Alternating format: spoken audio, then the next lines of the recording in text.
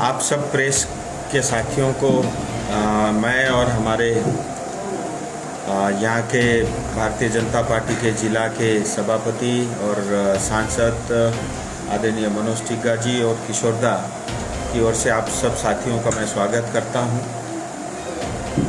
मादरीहाट by election का जो है प्रचार थम गया है। सबसे पहले मैं मादरीहाट की जनता का आभारी हूँ, क्योंकि ये बाई इलेक्शन मेरे लिए एक अलग अनुभव था। इस बाई इलेक्शन के दौरान मुझे करीब 15 दिन मादरीहाट के अलग अलग जो है गाँवों में, कस्बों में, घरों में और लोगों से मिलने का मुझे अवसर और सौभाग्य मिला। और मैं इतना ज़रूर कह सकता हूँ, बहुत ही सरल, बहुत अच्छा स्वभाव इस क्षेत्र की जनता का है और इतना प्रेम और इतना प्यार हम सब कार्यकर्ताओं को मिला। इसके लिए हम सब आपके आभारी हैं और मैं जनता को नमन करता हूं, प्रणाम करता हूं और भगवान करे कि ऐसी जनता जो है सभी नेताओं को मिले। और ये हमारी दार्जिलिंग तराई डूवर्स की विशेषता है कि हम लोग बहुत अलग भाषा बोलने वाले, कई भाषा बोलने वाले, अलग बोली बोलने वाले, अलग खान पान के लोग, अलग धर्मों को मानने वाले, अलग समाज को बिलोंग करने वाले एक शक्ति की तरह, एक परिवार की तरह एक होकर के रहते हैं।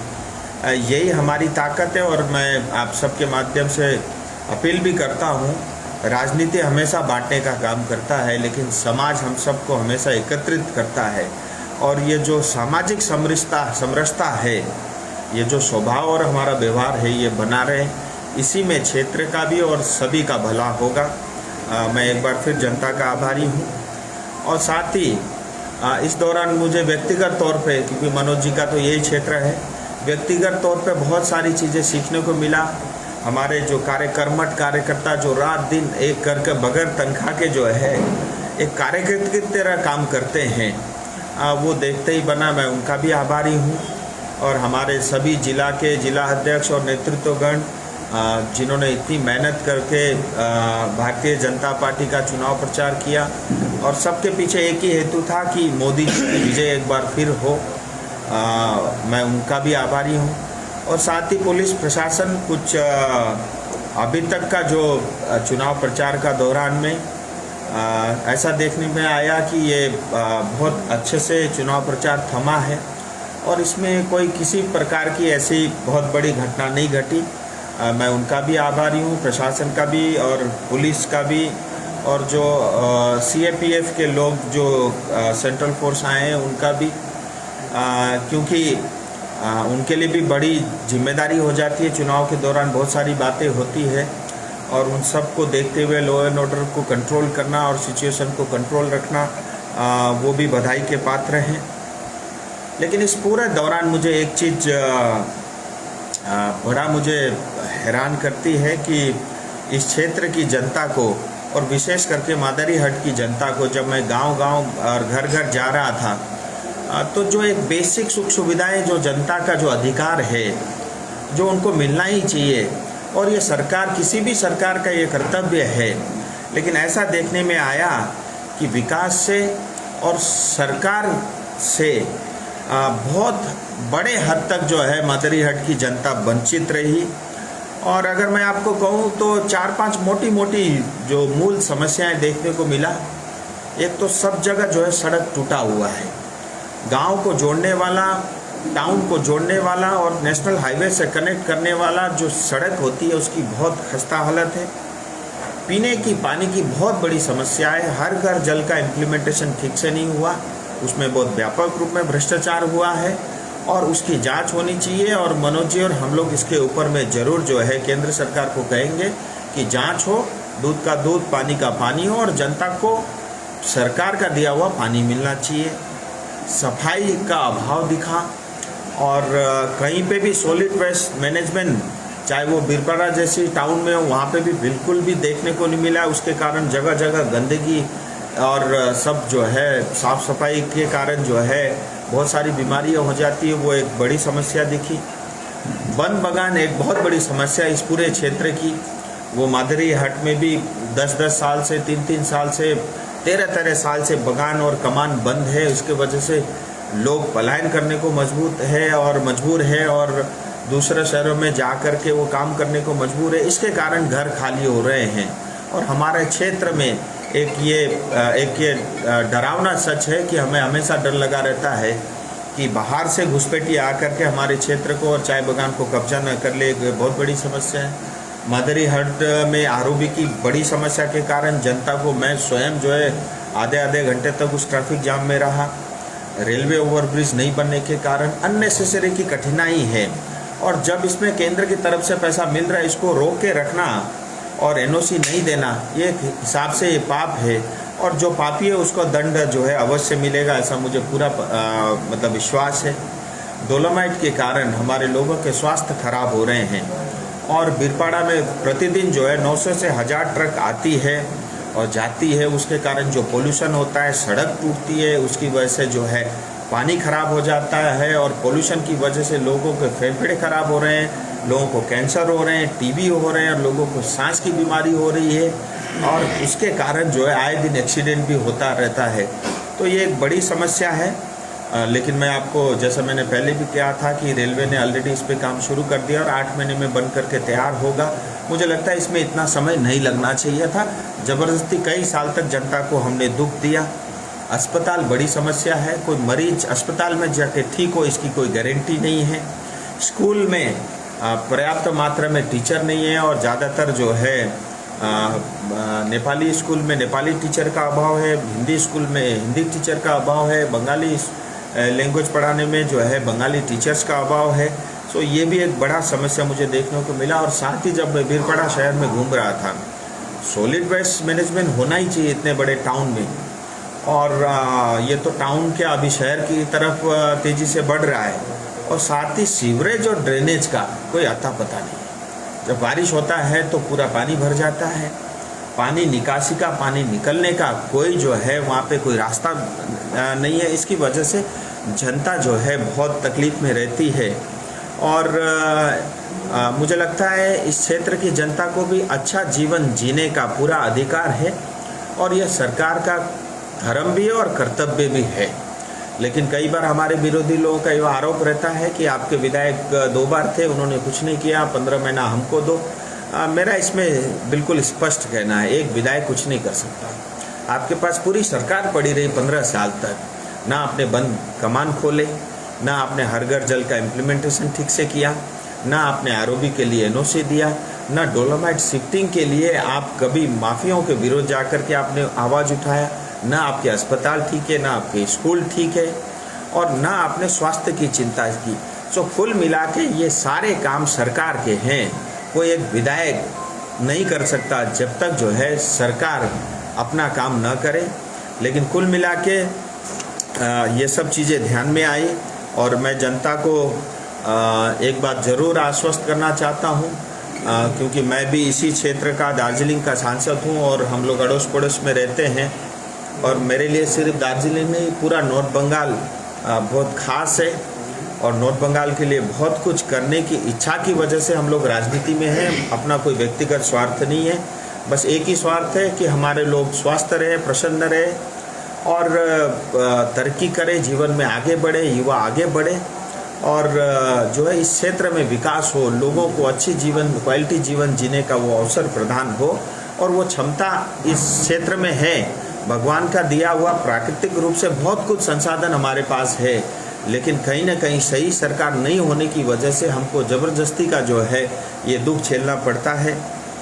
सो मैं आपके माध्यम से ये कहना चाहता हूँ कि भविष्य में मनोज जी का भी मैं जो भी साथ देना होगा मैं अवश्य दूंगा। और मैं अपने क्षेत्र का पर्सनल काम की तरह इसको टेकअप करूँगा। और मैं मनोज जी से भी अपील किया हूँ कि आप भी मेरे क्षेत्र में आए और हमारे क्षेत्र में भी कुछ समय दें, क्योंकि मैंने कुछ समय दिया, आप भी हमें कुछ समय देंगे, ऐसा मुझे पूरा विश्वास है। और अंत में मैं जनता से अपील करता हूँ, कल वोट है, हम सबका अधिकार है। सही व्यक्ति चुनना ये हमारी जिम्मेदारी है। हमारे वोट के कारण सही व्यक्ति आता है। और सही सोच वाला व्यक्ति आता है और सही लीडरशिप वाला व्यक्ति आता है और सही विजन लेकर के लिखित रूप में मैनिफेस्टो में लिख करके कोई आता है, तो मुझे लगता है उससे जनता का इस क्षेत्र का लाभ होगा। और अभी चुनावबाजी में हवाबाजी करके कुछ भी झूठ अनाप शनाप बोल करके जो लोग आ रहे हैं, उससे जनता का और क्षेत्र का लाभ नहीं होगा। और आप देखिए जिस तरह से हमारे विरोधी दल टीएमसी के साथी लोग, मैं तो हैरान था, इस तरह से जो है एक हमारे आदिवासी कैंडिडेट को बदनाम करने के लिए पोस्टर लगाए जा रहे हैं। ये इनडायरेक्टली, मैं तो कहूँगा डायरेक्टली बीजेपी का प्रचार कर रहे हैं। कोई बोल रहा है हाथी से किसी का डेथ हो गया था, वहाँ सांसद राजू बिष्ट जी जा कर के पैसे दिए। ऐसा किसी की मृत्यु हो जाती है तो एक नेता होने के कारण और एक इंसानियत के नाते ये हमारा फ़र्ज़ बनता है कि वहाँ जाए, उनसे मिले। और इंसानियत के नाते मैं भी गया, लेकिन अब वहाँ जा कर के ये फैला देना कि पैसा दिया, हमने तो उस दिन भी कहा था उनको 5 लाख रुपए केंद्र सरकार की पॉलिसी है। हाथी की वजह से, वन जीव की वजह से किसी की मृत्यु होती है तो उस परिवार को 5 लाख रुपए कंपनसेशन मिलता है और ये डिक्लेयर्ड है। और टीएमसी को ये चाहिए कि उनको 5 लाख उस परिवार को मिले, इसकी जिम्मेदारी ले। और ऐसे ऐसे जो है मुझे बताया गया मनोज जी के नाम से भी कुछ पोस्टर, जो कुल मिला के डायरेक्टली ये भारतीय जनता पार्टी का प्रचार कर रहे हैं और वो इस भ्रम में है कि शायद दुष्प्रचार के कारण उनको कुछ लाभ होगा। मैं बिल्कुल नहीं मानता। इससे एक बात स्पष्ट होता है, हमारे विरोधी साथियों के पास कोई मुद्दा बचा ही नहीं है। अब उनके पास एक दिन ही, एक रात बचा हुआ है। आप देखना रात भर ये लोग सोएंगे नहीं। पुलिस के गाड़ी में पैसा भर भर के जो है ये लोग भ्रमण पे निकलेंगे और उसमें से 20-25% पैसा जनता के पास जाएगा, बाकी नेता अपने घर रखेगा। मैं ये भी कहना चाहूँगा जनता से, अगर कोई पैसा देता है नेता तो ज़रूर लेना चाहिए, क्योंकि वो हर घर जल का पैसा है, वो आवास योजना का पैसा है, वो प्रधानमंत्री ग्राम सड़क योजना का पैसा है, वो आपका पैसा है, उस पर आपका अधिकार है। वो अपने घर से ला के नहीं दे रहा है। जो भ्रष्टाचार में, जो चोरी में पैसे कमाए हैं, जो चोरी की है पैसों की, वो पैसा आपको वापस बांट रहा है। उसको स्वीकार करने में मुझे लगता है किसी तरह का पाप नहीं है। लेकिन मैं आपको माध्यम से ये ज़रूर कहूँगा कि लेकिन वोट हमको सही व्यक्ति को चुनना, ये हमारा कर्तव्य है, ये हमारा फ़र्ज़ है। उससे हम एक बहुत बड़ी समाज के प्रति जिम्मेदारी भी हम लोग निर्वाह करते हैं। और मुझे अभी बताया गया रंगाली बाजना अंचल के अंदर में, जहाँ 14/114, 115, 112, 113, 116, 117, 105, 120 और अन्य कुछ बूथ अभी आ रहे हैं। कल टीएमसी का प्लान है कि इन बूथों के अंदर में हम छापा करेंगे। मैं पुलिस को मैं ऑलरेडी बता चुका हूँ, प्रशासन को भी मैं लिखित में दे चुका हूँ और मनोज जी की तरफ से भी जानकारी सार्वजनिक कर दी गई है। मैं मीडिया के माध्यम से सभी साथियों से अपील करता हूँ, सब पॉलिटिकल पार्टियों के लीडर से भी, देखिए इस तरह से छप्पा से कुछ लाभ नहीं होता, क्योंकि जनता के मन में जो छप्पा पड़ा हुआ है अल्टीमेटली वोट तो वही देगा। और अगर 2-4 लोग जो है ये 2-4 वोट का छापा करने की कोशिश कर रहे हैं, मैं आपके माध्यम से सावधान कराना चाहता हूँ, कानून अपना काम करेगा। और हमने ये भी कहा है कि जो ज़बरदस्ती बहुत देर तक बहुत सारे लोग लाइन में खड़े रहते हैं, उनकी कार्ड चेक हो। और साथ ही जो है जो बगैर कार्ड के लाइन में खड़ा होता है वो प्योरली छापा मारने के लिए आता है। और मुझे पूरा आश्वासन मिला है पुलिस प्रशासन की तरफ से, जो भी फोर्सेस का डेवलपमेंट होना था वो सब हो चुका है और अधिक माध्यम से हो रहा है। सो मैं ये कहना चाहता हूँ जनता से, आप डरे नहीं, आप जा कर के वोट करें, क्योंकि आप अगर वोट नहीं करेंगे तो गलत आदमी आपका वोट जा कर के करेगा। ये आपका अधिकार है और जो है ये आपका कर्तव्य भी है और मुझे लगता है आप ज़रूर करेंगे। ये मैं वोट की अपील आपके माध्यम से करता हूँ। और अंत में मैं फिर आपके माध्यम से कहता हूँ कि इस प्रचार के दौरान जनता से जो प्रेम, सम्मान और प्यार और जो उनकी तरफ से जो सम्मान मिला, उसके लिए हम सब लोग बहुत गदगद हैं, बहुत आभारी हैं। और इसीलिए राजनीति में हम सब लोग हैं, जब जनता के बीच रह करके उनके साथ कनेक्ट होकर के जब जनता के लिए कुछ कहते हैं, कुछ काम करते हैं, तो स्वाभाविक रूप से हम सब नेताओं का भी ऊर्जा बढ़ जाता है। और यहाँ की जनता से उस तरह का ऊर्जा हम सबको मिला, इसके लिए मैं फिर आप सबका आभारी हूँ। और आप सबसे निवेदन करता हूँ, अच्छी पार्टी को, अच्छी कैंडिडेट को आप लोग वोट करें, जो आपके हितों की रक्षा के लिए काम करें। बहुत बहुत धन्यवाद। और मैं मनोज जी से अपील करता हूँ 2 शब्द आपके माध्यम से जनता के समक्ष वो भी रखें। आप सभी को नमस्कार। जैसे हमारे राष्ट्रीय प्रवक्ता, युवा मोर्चा के केंद्रीय साधारण संपादक और दार्जिलिंग के माननीय सांसद राजू बिष्टा जी ने विस्तार से कह दिया है आपको, मैं 2 बार के विधायक और सांसद होने के नाते मादरीहाट विधानसभा के जो वोटर्स हैं, जो कल मतदान में अंशग्रहण करेंगे, मैं उसी तरह से बोलना चाहूँगा कि आप सही व्यक्ति को चुने। जिस प्रकार से आप 8 साल सुखी थे, यहाँ पर शांति से थे, उसी प्रकार जो यहाँ पर विगत दिनों में शांति की व्यवस्था कायम की है, वैसे ही दल को आप लोग निश्चित रूप से मतदान करेंगे और अपना मत का सही प्रयोग करेंगे। किसी भी प्रकार का डर भय के बिना आप घर से निकलकर मतदान केंद्र तक जाएं और सही व्यक्ति को चुन करके विधानसभा में भेजें। जैसे हमारे राष्ट्रीय प्रवक्ता ने कहा कि रंगाली बसना में, तो खैरबाड़ी में भी इस प्रकार के बूथ है जहां पर कि छापा करने की उन लोगों की प्लानिंग है। ऐसे तो उन लोगों ने सारे 223 बूथ में छापा करने का प्लान बनाया है। वहां पर एक एक कैडर को उन्होंने टीएमसी के एक कैडर को 5-5 या 6-6 बूथ की जिम्मेवारी दे रखी है कि वहां पर छप्पा वोट करना है, क्योंकि वे लोग जानते हैं कि जनता जब अपने मत का अधिकार सही रूप से प्रयोग करेगी तो यहाँ पर उनका जीतना संभव नहीं है। विगत दिनों में जिस प्रकार से हमें आशीर्वाद दिया है, उसी प्रकार से आशीर्वाद मिलने वाला है। तो इसीलिए वे गलत तरीके से गलत प्रचार करके, चाहे मेरे ऊपर मिथ्या आरोप लगाकर हो या हमारे उम्मीदवार के ऊपर हो, यह एक प्रकार का प्रोपोगंडा करके इससे लाभ होने वाला नहीं। जनता जानती है कि सही व्यक्ति को चुनना है और वे सही व्यक्ति के पक्ष में ही अपना मत डालेंगे। और हम यही अपील करना चाहते हैं जनता से कि कोई भी इस प्रकार का छापा करने के लिए आता है तो इससे मुंह तोड़ जवाब दे आप लोग, और अपना मत का प्रयोग सही तरीके से करें, निर्भय होकर करें, क्योंकि प्रत्येक बूथ पर केंद्रीय बाहिनी है, वो आपको मदद करेंगे। विधानसभा विभिन्न एलाकाয় যে বিভিন্ন রকমের পোস্টার বাংলা ও হিন্দি পোস্টার লাগানো, কোনো নাম নেই, কোনো নাম না কি মনে হচ্ছে এটা কাদের দেখুন, তারা জানে যে নিশ্চিতভাবে ওরা এই সিটটা হারবে, তাই লাস্ট একটা চেষ্টা করে ফেলি। তাই আমার নামেও এই ধরনের একটা উৎসাহ করেছে ওরা, আমার প্রার্থীদের নামে এই ধরনের কালচার যেভাবে ওরা পোস্টার বানিয়েছে, এই কালচার টিএমসিতে আছে, ভারতীয় জনতা পার্টিতে এই ধরনের কোনো কালচার নেই। এবং আমি বলতে পারি যে এই টিএমসি পশ্চিমবঙ্গের রাজনীতিতে একটা নতুন সংস্কৃতি আমদানি করেছে।